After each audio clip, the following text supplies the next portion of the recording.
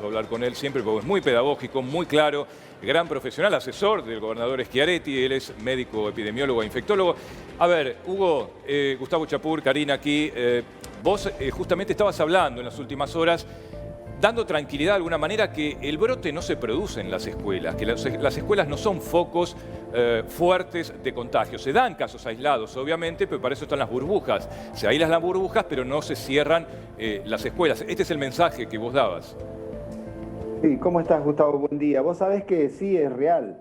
El porcentaje es ínfimo y de ese ínfimo porcentaje hay una división de un 60% en esas burbujas que vos mencionas de docentes contaminados y un 40% de niños. Se está portando y funcionando muy bien. Te diría más que hasta me preocupó en su momento los padres abigarrados en la puerta esperando a los niños, a sus hijos e inclusive incomodando el tránsito vehicular, que tuvimos que ir y hablar a los distintos directores que hicieran esa recomendación de que caminen, de que no se queden parados, de que no charlen, pero está funcionando, por suerte está funcionando muy bien. Y nosotros siempre fuimos defensores de eso. Ha sido tan impactante en el proceso de enseñanza-aprendizaje el año pasado la falta de esto, que se desprendieron casi 1 millón de niños de ese proceso que ha sido muy nefasto, ¿no?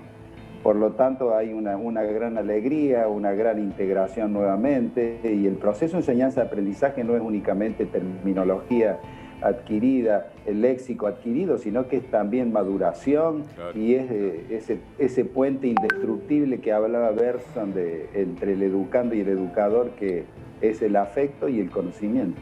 Hugo, ¿qué tal? Karina de Ferrari lo saluda, buen día. ¿Cómo andás? ¿Qué contás, querida? Bien, le quiero hacer una pregunta porque estamos todos expectantes con estas nuevas restricciones, estas nuevas medidas que podrían llegar. Muchos infectólogos dicen que lo ideal sería justamente cerrar, poder por lo menos por 15 días volver tal vez a una parecida fase 1, pero para descomprimir un poco el tema del sistema sanitario. ¿Usted está de acuerdo con esto? Hay cosas que realmente no tiene sentido. Yo les quiero explicar esto. Hay comercios que han funcionado y hay que honrarlos porque han sido muy responsables. Hay fábricas de distintas actividades que se han comportado de una manera estupenda, no han tenido ningún tipo de problema. El problema acá son las fiestas clandestinas y la circulación sin sentido. Hay gente que desafía, que va por la calle sin barbijo. Hay cosas que se pueden ajustar.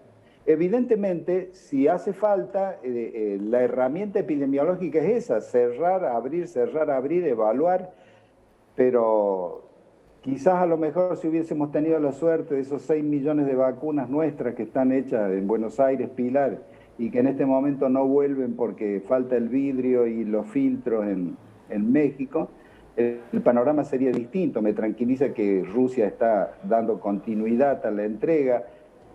Por lo tanto, yo creo que si la gente nos ayuda, según la encuesta de Buenos Aires de provincia que yo adhiero, hay un 35% que jamás nos ayudó.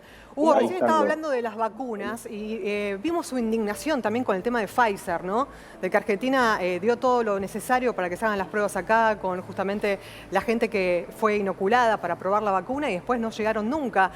Habíamos visto su indignación, pero no sabemos específicamente qué pasó, por qué no llegaron. ¿Usted nos puede dar más información con eso? En algún momento lo vamos a saber, pero adhiero a lo que decís. Es de una contundencia lo que acabas de decir. Mira, le dimos 6.000 voluntarios, un médico de primer nivel, el mejor hospital o uno de los mejores de Buenos Aires, del Hospital Militar. Nos pidió una ley en el Congreso, salió en tiempo récord la ley en el Congreso y después hizo lo mismo que con Sudáfrica, los sudafricanos también le hizo lo mismo. Para mí eso es ingratitud. Pero si hay algo que está ahí subrepticio, que no lo conocemos, en algún momento saldrá. Pero tengo entendido de que hay alguien que va a hacer comercialización o por lo menos va a hacer acercamiento con la gente de Pfizer. Ojalá que dé resultado. Claro. Acá hacen falta, de las vacunas buenas, hacen falta todas. Hugo, porque está muy Hugo, Federico lo saluda, buen día. ¿Cómo anda, Fede? ¿Qué decís? Siendo usted un hombre de la salud, cuénteme, ¿cómo se milita contra a veces algunos personajes que salen hablando con resentimiento, hablando del miedo, hablando de hasta a veces desinformado? ¿Cómo se hace contra ese tipo de aspectos que repercute claramente en la sociedad?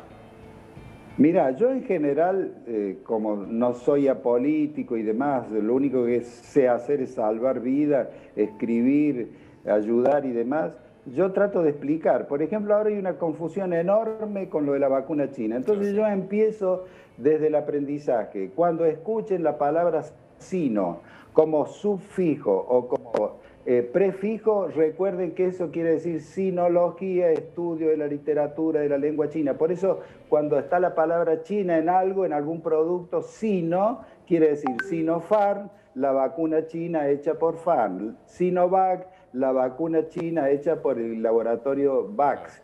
Y si así sucesivamente. Y CanSino, que ahí está como sufijo, CanSino es Canadá, China.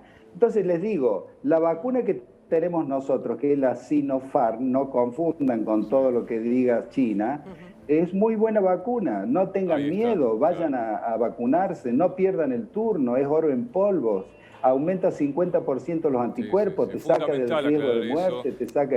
Entonces hay que hacer docencia. Lo venimos aclarando, pero es fundamental repetirlo, porque hay gente, me han pasado cerca también, gente mayor, adultos mayores, que dicen, no, pero dijeron en la tele, en la radio, fulano dijo, algún referente político, no, pero la China, no es lo mismo. No, y digo también, Hugo, convengamos que la Sinovac también es efectiva, digo, lo único que hay que tener en cuenta es la información. Dosis muy poquito, 3%. Claro, por eso, pero si uno está informado y sabe que con la primera dosis tiene un 3% nada más, se tendría que cuidar, aislarse por ahí o preventivamente tratar de no tener con demasiado contacto hasta que se pueda dar una segunda dosis. Pero también funciona, esto quiero decir. Sí, señor, falta información, así esto es lo que digo, ¿no?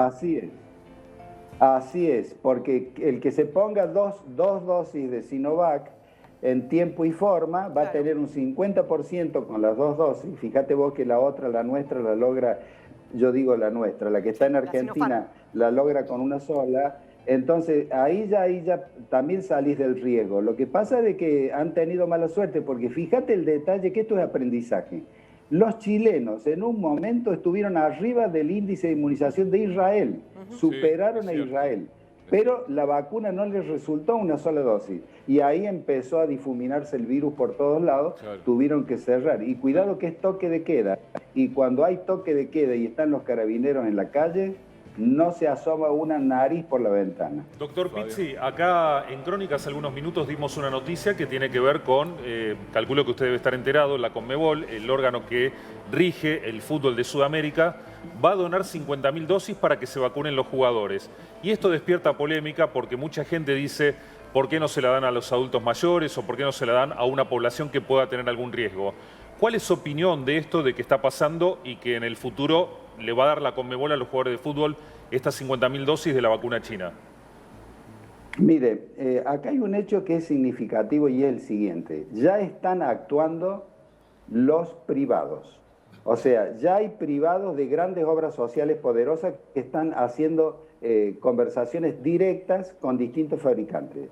Ya hay provincias que se han unido, por ejemplo, Región Centro, Santa Fe, Entre Ríos, Córdoba, y están hablando. Tucumán, y así sucesivamente, Capital Federal. Entonces, ¿qué quiere decir? Cuando vos tenés demanda, el mercado manda y el mercado aprovecha. Los Emiratos Árabes pagaron 10 veces el valor de la vacuna y fueron los primeros que la tuvieron.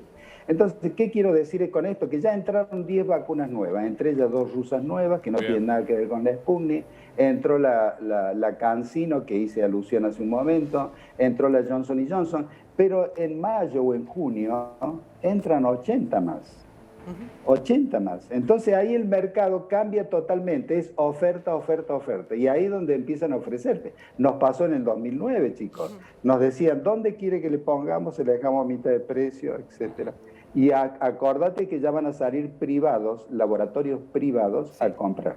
Hugo, muchísimas gracias. Le agradecemos muchísimo este contacto, que sea siempre tan explicativo, ¿no? Para ellos que por ahí a veces nos cuesta un poco entender y ustedes siempre están tan gráficos. Así que muchísimas gracias. Un abrazo cariñoso para todos. Hasta pronto. Adiós. Y nos vamos urgente a escuchar al ministro de Salud.